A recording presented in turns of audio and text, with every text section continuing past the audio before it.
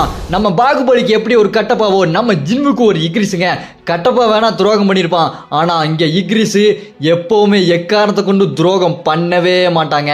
Loyalty, நம்பிக்கை, அந்த விசுவாசத்துக்கு இன்னொரு பேரு பிளட் ரெட் நைட் கமாண்டர் இக்ரிஸ். ஜின்வுவை தொடணும்னா அதுக்கு நம்ம பிளட் ரெட் நைட் கமாண்டர் இக்ரிஸை தாண்டினா தாங்க முடியும். இங்க கிம் இருக்கான் பாத்தீங்களா, அயனா மாதிரி இருப்பான்ல, அவன் மனசுல இருக்கும்போது நம்ம ஜின்வுவை அட்டாக் பண்ண வருவான். அப்ப நம்ம ஹீரோ இக்ரிஸ் அப்படின்னு ஒரு சத்தம் விட்டாலே போதுங்க, உடனே நம்ம இக்ரிஸ் கிம்ம போட்டு தள்ளிருப்பான் இல்லைங்களா. அந்த ஃப்ரேம் சும்மா வேற லெவலான ஃப்ரேமுங்க. சீசன் 2ல எனக்கு ரொம்ப பிடிச்ச இக்ரிஸோட சும்மா வெறித்தனமான மாசான சீன் என்னன்னு கேட்டீங்கன்னா, டஸ்க் கூட நம்ம ஹீரோ சண்டை போட்டு இருக்கும்போது டஸ்கோட ஹையா இருக்கு மான்ஸ்டர் 2 பேரும் நம்ம இக்ரிஸ் கூட பயங்கரமா சண்டை போடுவாங்க.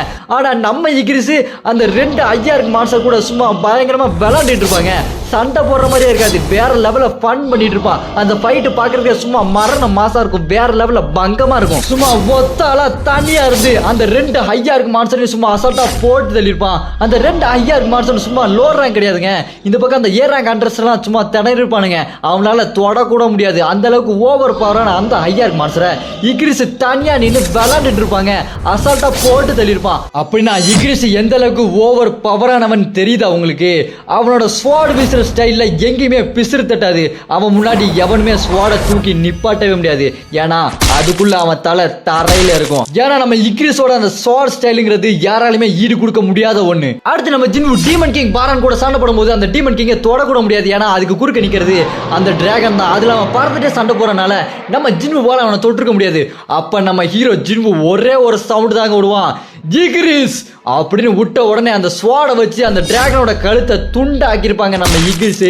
அந்த அளவுக்கு நம்ம இக்ரிஸ் ஜின்வு என்ன மனசுல நினைக்கிறானோ அதை செஞ்சு முடிக்கிறதுல வல்லவன். ஜின்வுக்கு பிளட் ரெட் நைட் கமாண்டர் இக்ரிஸ் எந்த அளவுக்கு ஒரு நம்பிக்கையான ஒருத்தன் உங்களுக்கு தெரிஞ்சுக்கணும்னா, சீசன் 3 மாங்குவால நம்ம சாகே நான் சண்டை போட்டு ப்ரூவ் பண்ணணும், உங்க சேடோவை யாராச்சும் அனுப்புங்க சொல்ல நம்ம Jinwoo blood red knight commander இக்ரிஸை சம்மன் பண்ணி கையில டீமன் கிங் பாரானோட ஸ்வாடை கொடுத்து சண்டை போட அனுப்புவாங்க.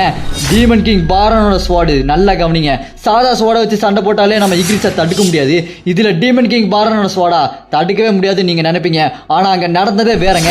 நம்ம இக்ரிஸ் சாகை கூட சண்டை போட்ட கொஞ்ச நேரத்திலே நம்ம இக்ரிஸ் தோத்துருவான். என்னடா இது, நம்ம இக்ரிஸ் சாகை கூட சண்டை போட்டு தோத்துறானா? இதுக்கெல்லாம் வாய்ப்பே இல்லையே, இது எப்படி நடக்கும்? 2 ஹையா மாஸ்டர் ஒன்னா வந்தாலே அசால்ட்டா அடிச்சு ஃபன் பண்ணிட்டு விளையாண்டுட்டு இருக்க நம்ம இக்ரிஸ் சாகை கிட்ட அதுவும் டீமன் கிங் பாரானோட ஸ்வாடை வச்சுட்டு எப்படா தோப்பான் அப்படின்னு பாக்குற என்ன மாதிரி இக்ரிஸ் ஃபேன்ஸ் எல்லாத்துக்குமே செம கடுப்பா இருக்கும் இல்லையா? ஆனா அங்க நடந்ததே வேறங்க. நம்ம ஜின்வு என்ன மனசுல நினைக்கிறானோ அதை இக்ரிஸ் நடத்தி முடிப்பான். நம்ம ஜின்வு மனசுல இருக்கிறது நம்ம சாகைங்க, அது நம்ம இக்ரிஸுக்கு தெரியாதா என்ன? அதனாலதாங்க விட்டு கொடுத்துருப்பான், இல்லனா சாகவே ஒரே செகண்ட்ல தோக்கடிச்சிருப்பாங்க. ஏன்னா நம்ம இக்ரிஸ் கையில இருக்குது டீமன் கிங் பாரானோட ஸ்வாடு.